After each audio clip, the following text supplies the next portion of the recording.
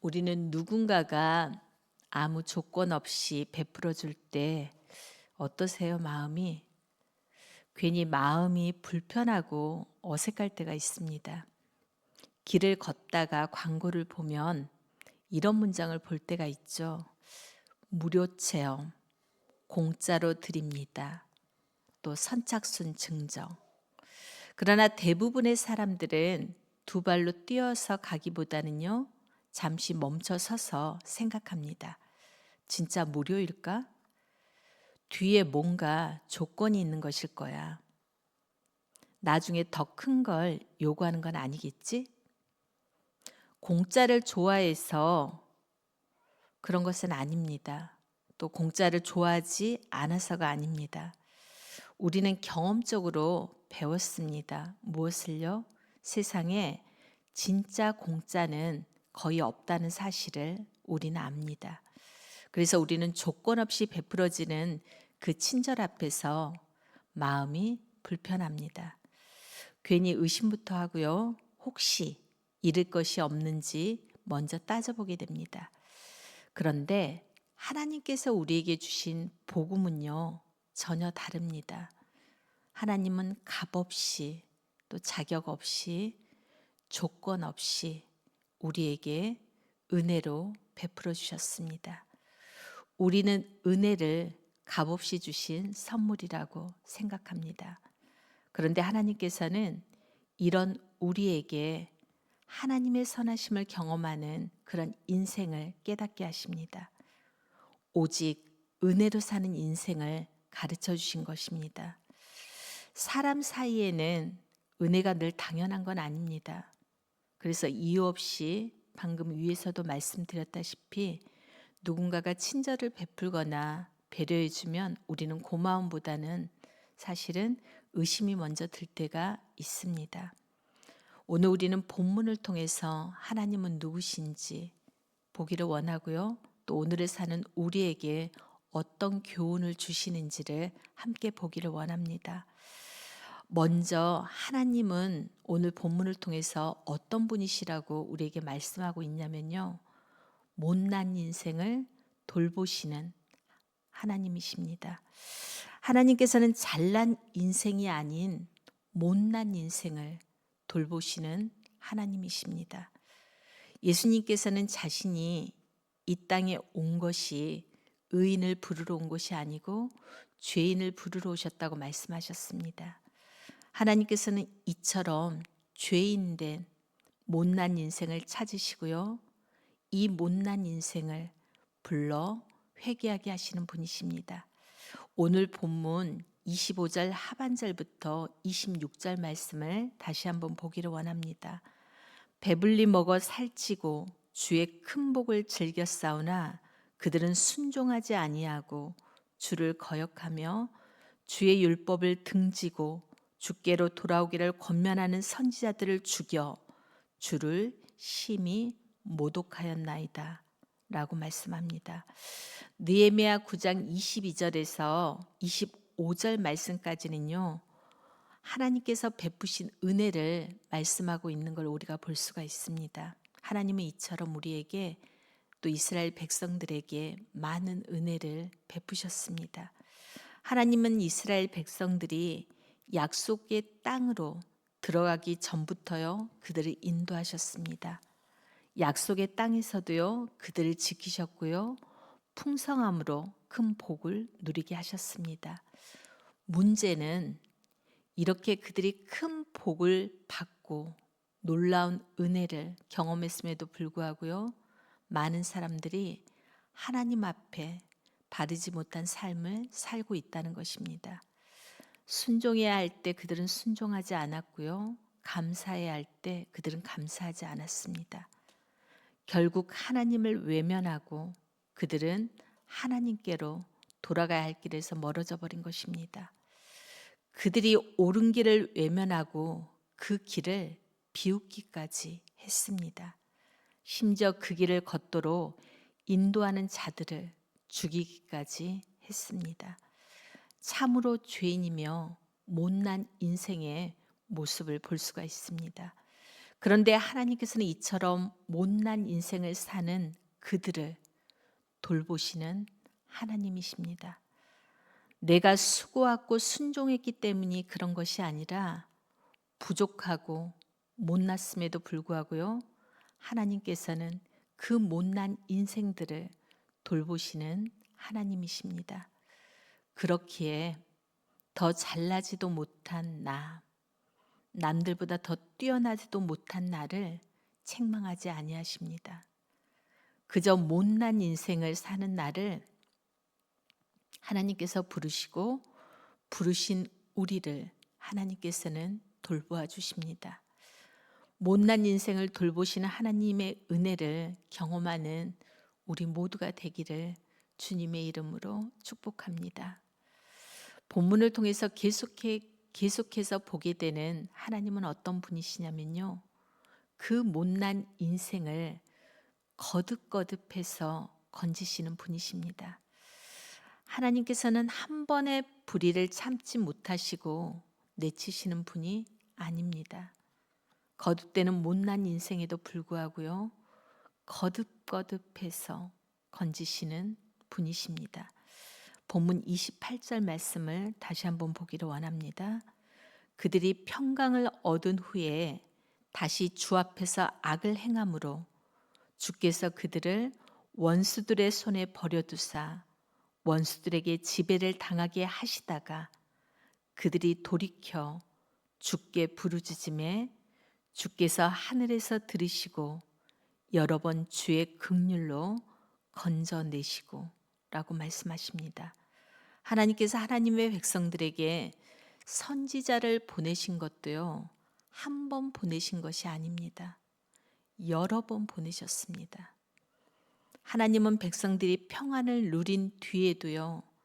다시 악을 행하는 모습을 여러 번 보았습니다. 죄를 반복하는 그 모습을 계속 지켜보신 것입니다. 참으로 거듭되는 못난 인생의 모습을 보셨다는 것입니다. 그럼에도 하나님께서는 거듭되는 죄악 가운데 회개하는 자들을 거듭해서 건져주십니다. 하나님의 은혜는 거듭되는 죄악 가운데 거듭되는 선으로 나타남을 보게 됩니다. 때론 고집과 교만이 우리에게 찾아올 때가 있습니다. 우리는 거듭해서 잘못을 저지르고 회개하지 못한 채 죄를 거듭 지을 때가 있습니다. 그럼에도 거듭되는 못난 인생임에도 불구하고요. 거듭거듭 우리를 건지시는 하나님의 은혜가 있다라는 것입니다. 징계 가운데서도 회개한 자들을 건져주시며 한 번이 아닌 거듭되는 건짐을 우리는 경험하게 됩니다. 하나님께서는 못난 인생을 거듭해서 건지시는 하나님의 놀라운 은혜를 우리에게 베풀어 주십니다. 하나님께서 이처럼 못난 인생을 거듭해서 건져주시는 분이심을 우리는 이 시간 기억하기를 원합니다. 하나님은 못난 인생을 돌봐주시며 거듭해서 못난 인생들을 건져주시는 분이십니다. 그렇다면 오늘 본문을 통해서 우리에게 주신 지혜가 있습니다. 그 지혜가 무엇일까요? 바로 오직 은혜로 사는 인생이라는 것입니다. 우리는 오직 은혜로 사는 인생입니다. 때로는 은혜를 누리고 있으면서도 감사하지 못하고 때로는 거듭 잘못된 길로 나가기도 합니다. 그런데 이런 우리를 하나님께서 돌보시며 건져주십니다. 하나님의 진노를 받아야 할 죄인들에게 하나님의 선하심을 나타내 주시는 것입니다. 본문 31절 말씀입니다. 주의 크신 긍휼로 그들을 아주 멸하지 아니하시며 버리지도 아니하셨사오니 주는 은혜로우시고 불쌍히 여기시는 하나님이심이니이다. 아멘. 하나님께서는 크신 긍휼로 우리를 아주 멸하지도 버리지도 않으십니다. 자녀를 키우면서 느끼게 되는 감정이 있습니다. 그것이 무엇이냐면 너무 사랑스럽지만 너무 아프기도 하고요. 또 너무 사랑스럽지만 너무 안타깝기도 한다는 것입니다. 너무 사랑하는데 너무 아프다는 그 감정이 처음에는 어떻게 공존할 수 있지? 어떻게 함께 할 수 있지? 라는 생각이 들었습니다. 그런데 이 두 감정이 공존할 수 있다는 것이, 함께 할 수 있다는 것이 자녀를 키워본 어미의 심정이었습니다. 그리고 그걸 자녀들을 키우다 보니까 경험하게 되었습니다. 주의 크신 긍휼로 우리를 돌보시는 하나님, 또 건지시는 하나님, 그 아버지의 마음이 사실 어쩌면 이러지 않을까라는 생각이 들었습니다. 너무나도 사랑스러운데 너무나도 안타깝고, 너무나도 사랑스러운데 너무나도 마음이 아프시는 그 하나님의 마음을 느낄 수가 있었습니다. 성도님들과 찬송가를 부르다 보면 눈물을 흘리지 않고는 부르기 어려운 곡들이 있습니다. 바로 우리가 처음에 불렀던 찬송가 301장도 그 중에 한 곡입니다. 301장 가사에 보면 이와 같은 가사의 고백이 있습니다. 제가 다시 한번 그 가사를 읽어드리겠습니다.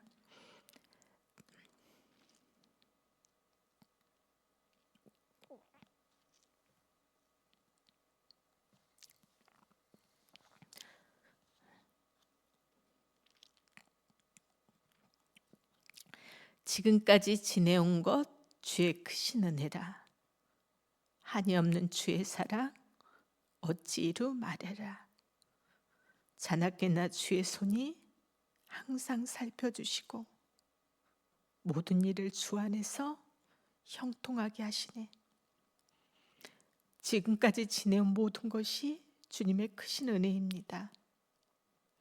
은혜 없이는 살 수 없는 인생임을 우리가 고백합니다. 이 찬양의 가사를 고백하던 많은 신앙의 선배들, 그리고 앞서간 수많은 믿음의 사람들도 눈물 없이는 이 찬양을 부를 수 없었던 것 같습니다. 지금까지 지내온 모든 것이 주님의 크신 은혜임을 고백하면서 은혜 없이는 살 수 없는 자들임을 깨닫는 우리가 되기를 주님의 이름으로 축복합니다. 말씀을 정리하겠습니다. 우리는 오직 은혜로 사는 인생임을 고백합니다. 하나님의 놀라우신 은혜를 경험하면서도 때로는 잘못된 길을 걸어가는 못난 인생임을 고백합니다. 거듭거듭 죄악에 빠지는 연약한 못난 인생임을 고백합니다.